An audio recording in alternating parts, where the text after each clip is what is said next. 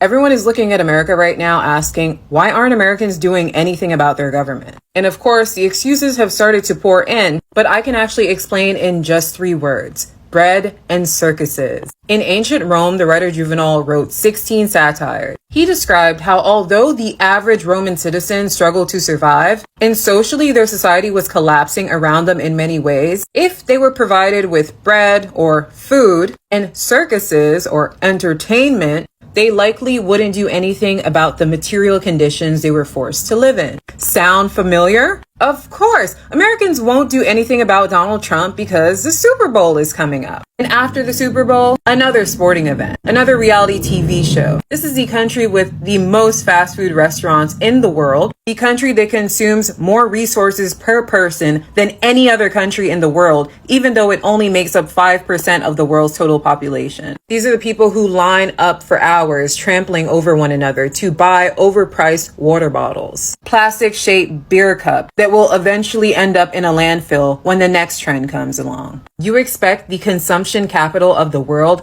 to give a shit about their government? Have you seen the state of politics in the US? Poor people are voting against universal health care. They think politics is entertainment. That when Donald Trump threatens Greenland and blatantly breaks international law and proceeds to make memes about it, while his little cronies lap it up, and everyone else is looking for a reason not to pay attention to it. This is not the United States of the 1950s, where people were able to boycott and go without. They will give you 1,000,001 reasons why they cannot actually withhold their money from corporations or why they just can't go without buying something. If anything will happen in the United States, it will be because of an extreme minority. But the majority of this country is willfully asleep. Yes, the truth is, there is nothing anybody can do right now. Right. A lot of Europeans and Canadians are calling on Americans and asking them, why are you not protesting? Oh, your government is shit, your this is that, your president is this, all sort of things. Because right now, even a blind man can tell that America is not the America it used to be for any longer. Right. And now everybody is asking, why are you not protesting? Protesting will not work, guys. It can't work. You have to deal with it. I'm sorry. You have to deal with it. You know, there's nothing anybody can do about the present government in America. You have to deal with it. Black people warned. They warned people. They warned you. They said, please. You will not understand why we are warning. And a lot of people were looking at them. And they were saying, oh, these people, you know, they were making mockery of them. They were insulting them, saying all sort of things about them. But right now, people are beginning to even boycott the USA, and that is really, really crazy. Everybody's asking, why are you not protesting? Why are you not doing this? Boycott this. If it's an American company, boycott it. But why is it coming now? Were you forewarned or not? You were forewarned. Black people sang it like songs. They literally begged, they pleaded, they said, no, you guys will not understand. Don't do this. Don't do this. But you guys felt, oh, they are minorities. They are nothing. Probably all of you even thought, oh, they are also visitors. They are not Americans. They are visitors. How dare they come and tell us what to do? And right now, what are you all doing? He's complaining. And now they are expecting black people to come out and protest. They protest for what? Black people have been protesting for a very long time. They've carried protest on their backs, with their lives, with their blood for a very long time. They're not protesting anymore. Whatever happens, they're ready for it. They were built for times like this, and they are sitting on it. They're watching. There is nothing that you can do about it. So deal with it. Anyways, let's keep watching these videos. I'll be back with the closing. The closing is going to be remarkable. Make sure to subscribe, like, and share these videos. And do not forget that credits to those creators you're about to watch right now. Let's keep watching. Right now, people keep asking, why don't Americans go on strike? And even more Americans keep giving common excuses. Fear. Fear of losing housing, healthcare, a job. Fear of losing the little stability they think that they still have. But the question that no one is asking is, who taught us that not acting was safe? While fear isn't irrational, it is political. Under capitalism, survival is individualized. Housing is private, healthcare is tied to employment, food and safety are commodified, so risk feels personal instead of collective. It is not the consciousness of men that determines their existence, but their social existence that determines their consciousness. When people are forced to survive alone, they begin to think alone, which is absolutely not human nature, but rather a system producing obedience. This is why some of the most defeatist arguments come from people who still think they have something to lose. Lenin identified this contradiction. He wrote that layers of relative comfort inside capitalism often produce hesitation rather than resistance, because the insecurity is masked. This is a hostage psychology. This is also something that Marxists call silent compulsion or mute compulsion. Workers not held in place primarily by force, but by contradictions that punish resistance automatically. When you lose your job, your healthcare, your housing, the system disciplines you without needing soldiers on the street. And this is exactly what makes people say, this will never work, before it even begins. But history contradicts defeatism. This is where this sort of American amnesia becomes dangerous. Let's talk about Seattle, the city that I live in. You may notice this poster behind me at times, commemorating the Seattle General Strike in 1919, the very first general strike in the United States, where over 60,000 workers shut down the entire city. Transportation and businesses stopped. Workers organized food distribution and essential services. There were no modern labor protections, no unemployment insurance, and a real threat of military intervention. They knew this and they did it anyways. And the only reason it ended was because leadership lacked consensus on how far to escalate it when the National Guard was sent in. In retrospect, Anna Louise Strong said this,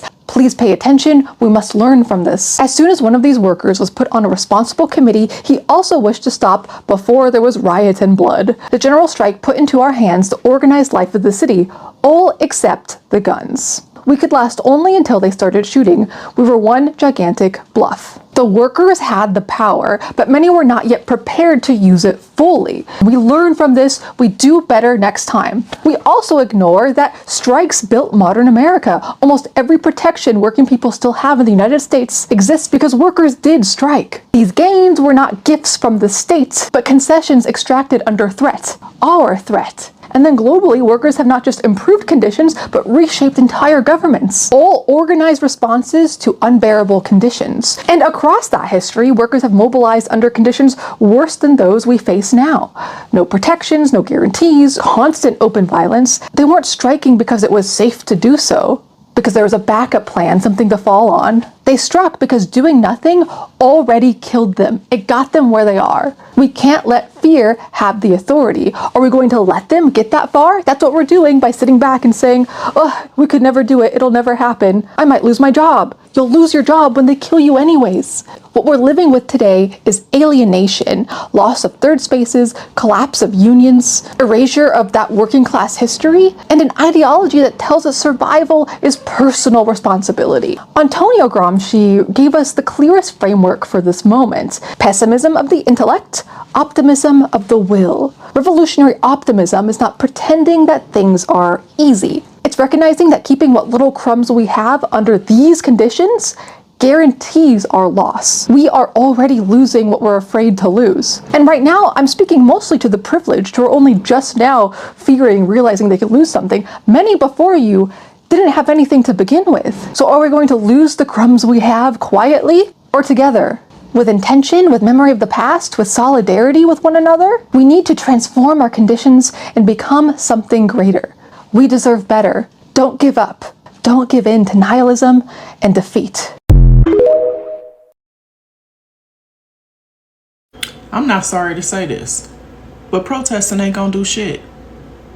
No, I'm not coming out there.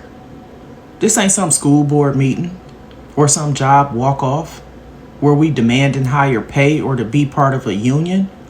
This ain't that. And to the people, call your representatives, get on the phone. For what? Their voicemails are full.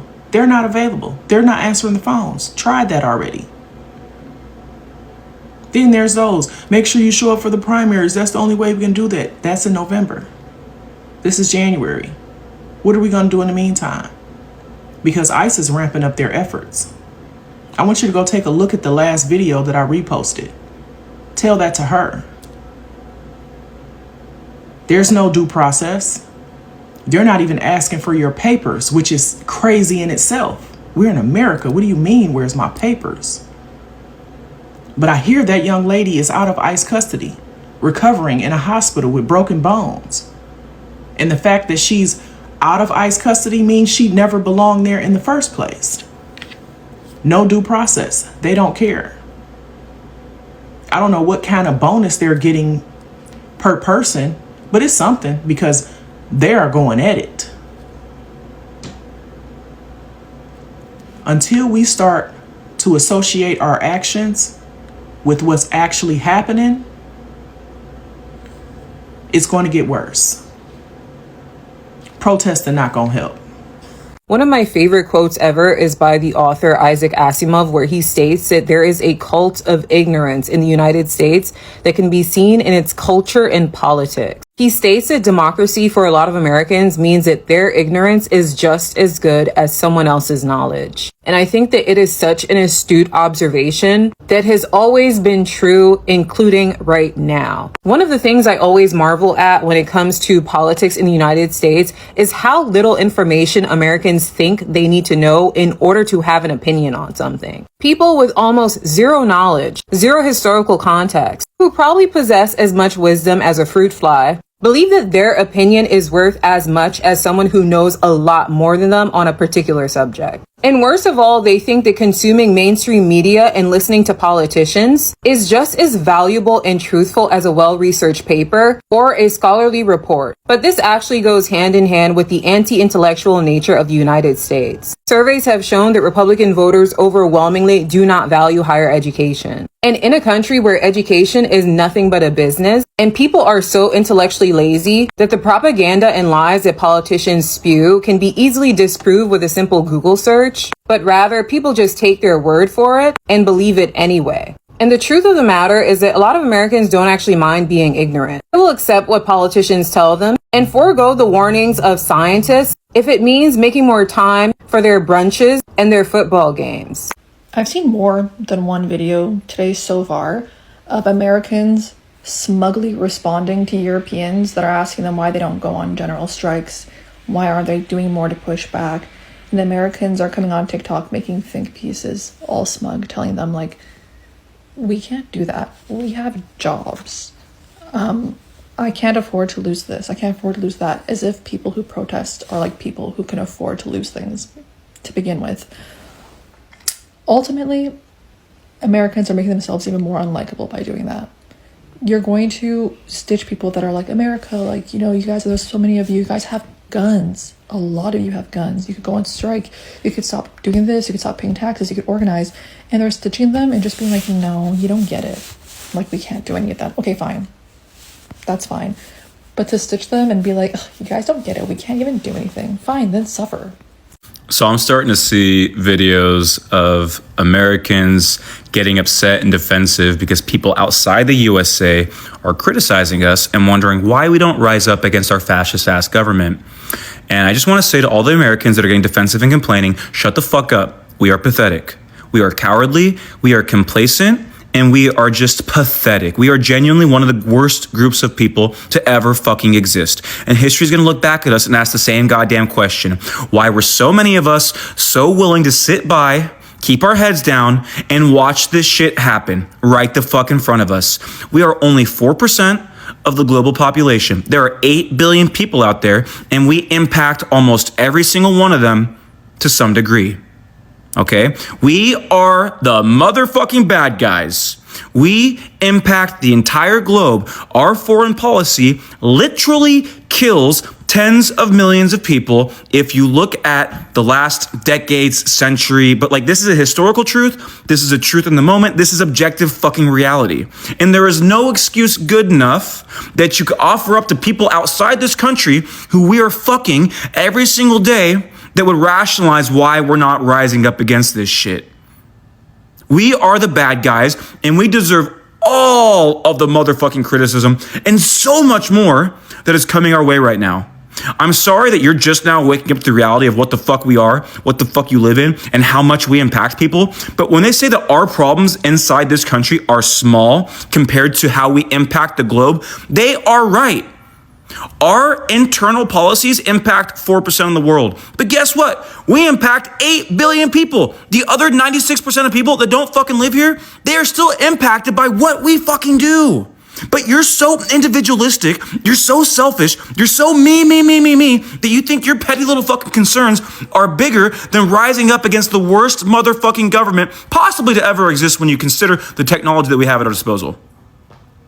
When you consider how embedded we are within the financial system across the world, when you consider the reach of our fucking military and its global presence, we are arguably the worst group of people to ever to fucking exist when you consider our impact. So we deserve all the fucking criticism. And if you don't like that shit, I can only assume it's because you're not doing enough. This message for the Europeans and the Canadians who are questioning why Americans aren't out in the street protesting Donald Trump. And I just want you guys to be very clear about the Americans of which you speak, okay? Direct that attitude towards your American cousins, not the descendants of the folks that your ancestors sold, enslaved, colonized, and genocide.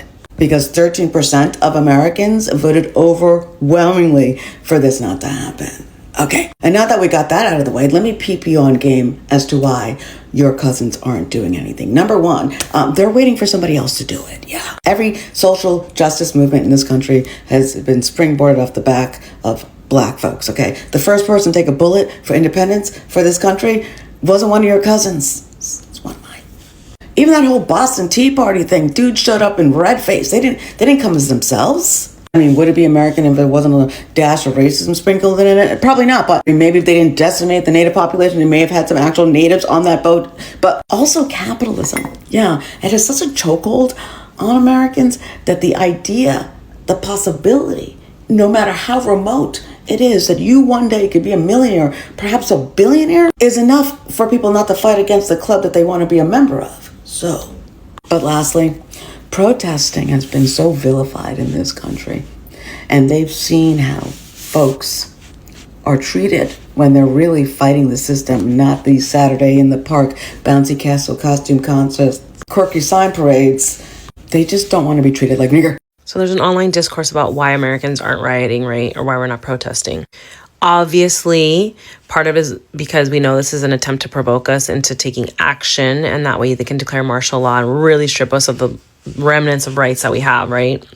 But there's a Canadian on Threads who asked, like, why aren't we rioting and protesting? And somebody responded, like, oh, because we have police officers that are more than happy to pew us in the face. And all I keep thinking about is Black people told us this decades ago. Black people told us about police brutality, about the state police, about like excessive use of force. Like they have told us for decades and nobody believed them. You have movements like BLM and other things and like the ACLU that like try to advocate about this. And they've been telling us for years, they're doing it to them. Soon they're going to do it to us, right? And there's a spectrum here, right? So modern day, I mean, obviously Latinos are less policed, but still hyper policed compared to white communities, right? But we were told this for a long time that state police, well, I guess the police of the state, not literal state, but like sanctioned police officers, authority figures, law enforcement are more than happy to be violent against us, but nobody believed them because they were Black people. And on top of that, everybody would villainize them and make it seem like it was their fault. So this is all part of it. Race and racism is intrinsic to what's happening in all facets of the U.S. government and the overreach and the lack of civil rights and protections. Welcome back. Now, that is just the truth. Exactly what I said. You've seen it in those videos. These videos clearly explain what I just said. Why? There is nothing anybody can do about it. Right now, a lot of countries have been even banned from coming into America, including my own country. Imagine how much I love Black Americans, but with what is happening right now, we've been banned, completely banned from even coming to America. So it's really hard, or it's unfair to say I might never be there, right? Even though I love Black people so much and I love America so much, I want to be there. But with what I'm seeing and with the ban, I can't come because I cannot pretend to be from somebody else, from somewhere else. When this is who I am, I can't lie. Do you understand? In as much as I love America so much and I love my Black American family so much in America, There is nothing we can do about it. And I wouldn't lie, right? I'll keep standing on their backs because these people literally begged. They warned. They knew they can survive it if it happens. And they were screaming, don't do it. You won't be able to survive it. A lot of you will not be able to survive it. You don't know anything about police brutality. Do you know? Do you know anything about, like, this is your right and you're being said, you're being denied? These people have literally faced it. And because they're even kind enough, to tell people, no, don't. Some other people will be like, oh, since they don't like us, what the hell is our business with them? Let's just allow them go through it, right? But they didn't. They seek him and they beg, please, we love you for your sakes. And a lot of you continued. Some of you were even, people were talking down on them. People were saying so many things about them. These people, that's why I keep saying it, that they're the kindest people in the world. Because how would you be treating somebody badly like that and they'll be treating you well? They don't want you to fall into trouble. They know they've been there. Some wicked people will be like, okay, let them taste it. After all, we've tasted it and we can deal with it. Let them taste it. But they were begging you people because of the love they have for this country, because of everything they knew. There's nothing you can do about it anyways. It has happened. It has happened. So you'll have to deal with it until whatever. And there's something they said that he's going to be the last. We don't know. Anyways, I would like to hear your thoughts in the comment. What do you think about this video, right? Do not forget it's Global Gist with BJ. I'll see you next time. Stay blessed. I love you.